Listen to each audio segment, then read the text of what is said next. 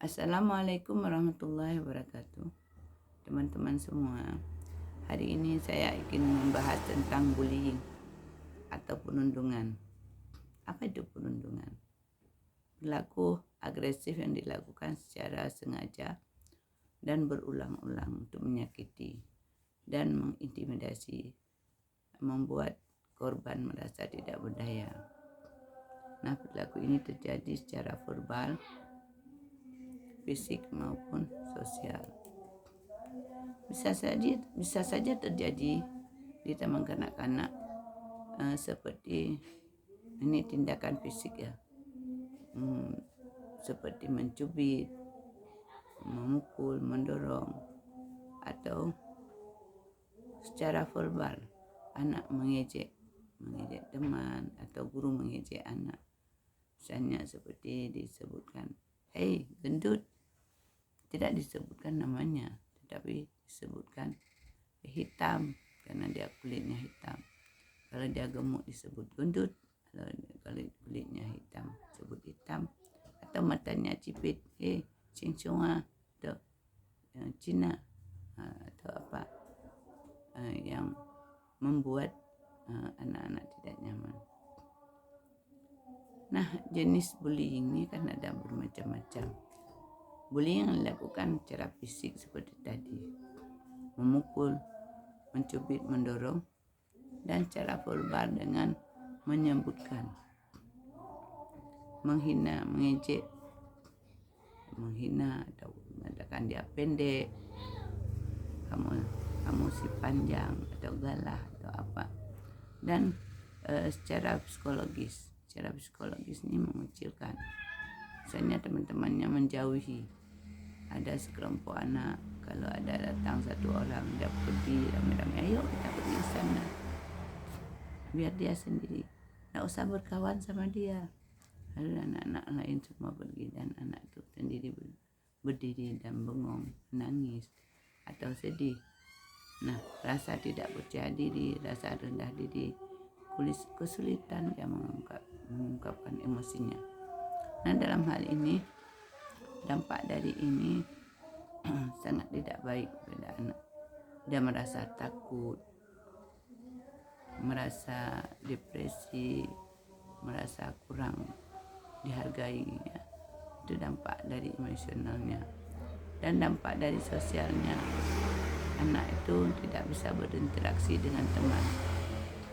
Dia kesulitan berinteraksi, kesulitan mengembangkan hubungan antara dia dengan yang lainnya.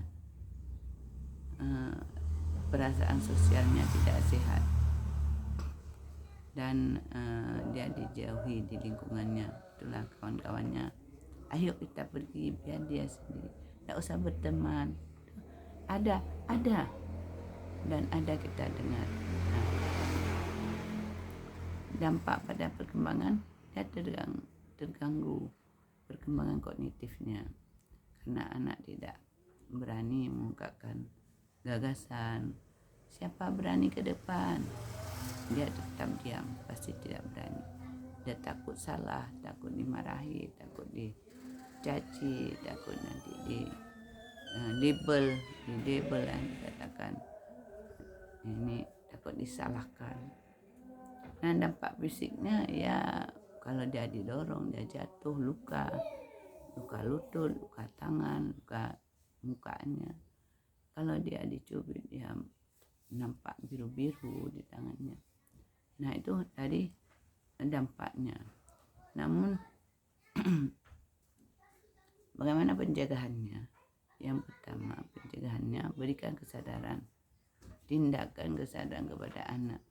Ini dilakukan pada awal-awal pada masa transisi. Katakan, kumpulkan anak-anak dan buat dia nyaman melalui cerita dulu. Itu kan lebih masuk ya kepada anak. Dengan dikumpulkan semua anak, guru satu orang bercerita tentang bullying. Lalu kalau kita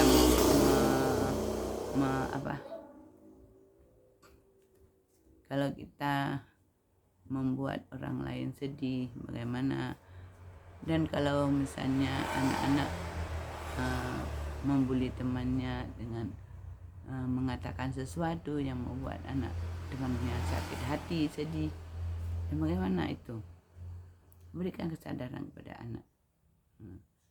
Dan diulang-ulang, tidak cukup hanya sekali, dan diulang.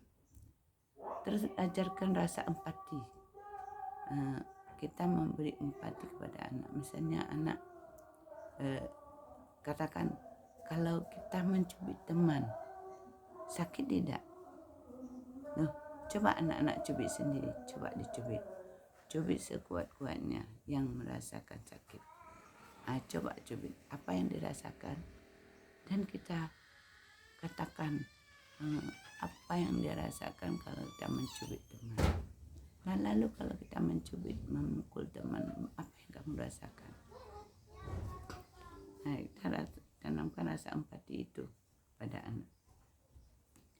Dan kita